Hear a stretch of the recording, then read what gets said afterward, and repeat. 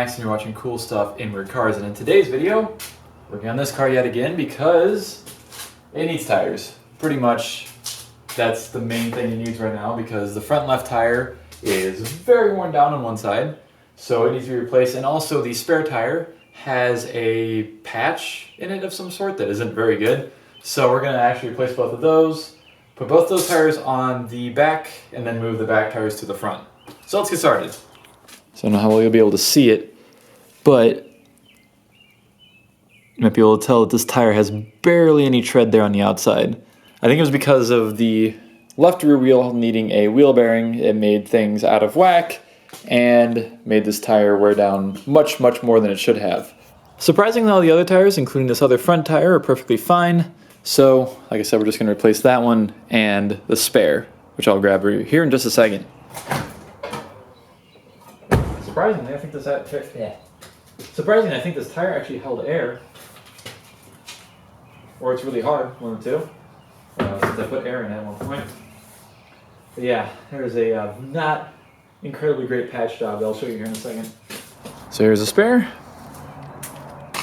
And that right there, right about there, is why this is getting replaced. Because that is not a very good patch. The crack goes all the way from over here to over here. And there's only a real patch in the middle there. So I don't want to drive on it, even if I have to. So we're going to get it replaced. The wheel's in good condition otherwise, though. Definitely could use to be cleaned up, but it's actually has no brake dust stains on the outside, it really looks like. While all the wheels on the actual car, as you can tell right there, do. So let's get some wheels off. So one thing I definitely like about this car is all these handy dandy tools that you might need to change a wheel out, as in the trunk. So, keys up there. So I have this tool, which is basically like a screwdriver, like a flathead screwdriver. Use this to take the little hubcap off, and then we'll start loosening all of the nuts on the wheel. And it's super easy. You just do that. I do want to do a full tire rotation as well, so I guess I could probably start that tonight, since I don't really need to wait for that for any reason. So these wheels should come off pretty easy, maybe. And if you don't know, taking wheels off while the car is on the ground is much easier than doing it while the wheels are up in the air, especially on the front wheels, because they will spin. And if you're wondering why I'm taking the wheels off to do this, it's because I don't want anybody to drive my car who's sick, or, you know, vice versa, because people don't know, you know, what people have been touching or anything. So the less I can keep people out of the inside of my car, the better I feel about it not being contaminated with anything. Nothing against anybody, but yeah, I like my safety, to say the least. Very carefully pull that off, and voila. And it's just flat on this side. It's terrible. All right, I'm going to support that with a jack stand real quick. All right, so the back should be fairly easy. Okay, got the jack moved, and I have a cheater. I have a pipe to put on the end of this, so it makes it longer. So that should work out pretty well. Luckily, the car is in park, so let me put the parking brake on here. This is the wheel that they took off at the dealership to replace the whatchamacallit, the wheel bearing. So that's probably why it's so difficult. Alrighty. Slide this off real quick. Do that like that, so I can get all the lug nuts put into a safe spot. So the thing is with this front tire that has all the wear, I asked the dealership whenever they did the rear wheel bearing over there, which is actually really shiny. Might be able to see it in there all shinied up. I was like, hey, can you do a complete alignment for me? Just because I thought the front alignment was off, because that's why the tire was wearing down. Apparently not. So they were like, hey, it's pretty good, so who knows why that tire was wearing the way it was. So we'll go ahead and see. We'll put that tire, actually maybe we'll put the tire from the other side on here. I don't know. We'll see. I want to do full rotation, so let's get on to it. So I've decided I'm just going to put that old rear tire on the front. Hopefully, if I get it inspected soon, they'll pass this tire at least. Hopefully, because the inside tread is fine, it's just a little worn out on the outside for whatever reason. Probably because of that rear wheel bearing, but we'll see.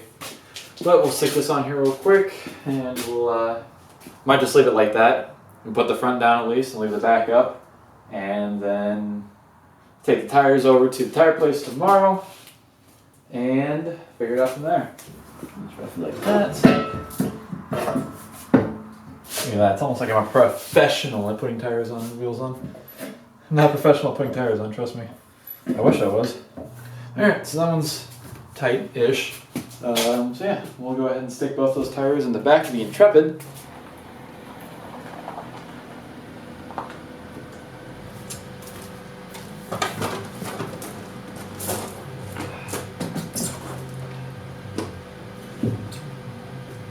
What I find incredible, I could put all 4 wheels off this thing in that trunk of that car.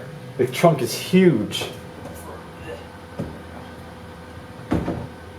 I'll definitely show you tomorrow morning what the inside of the trunk looks like, because it's pretty hilarious at how just massive the trunk is in this car. We're gonna move back up the driveway. No copyright claims allowed. All right. Brakes on. The trunk is still open apparently. Never actually closed it all the way. All right, turn the lights off. This car has a shockingly little amount of lights on the inside. It's got the mirror controls, but only the directions. Well, I guess I don't have the button for the other part. The auto button on the driver's window, and like the gauges and the radio, and that's it. Find it interesting. Alrighty. There's the goods. Those brand new tires. This should stay actually. Very nice. You can see that tire is not all the way up against the front of the trunk. There's space over there, there's space here. I could probably fit all 4 wheels off of this car in there if I felt like it, but I currently do not feel like it. So, let's get these out of here. I'm actually using gloves now, which is fantastic because these things are dirty.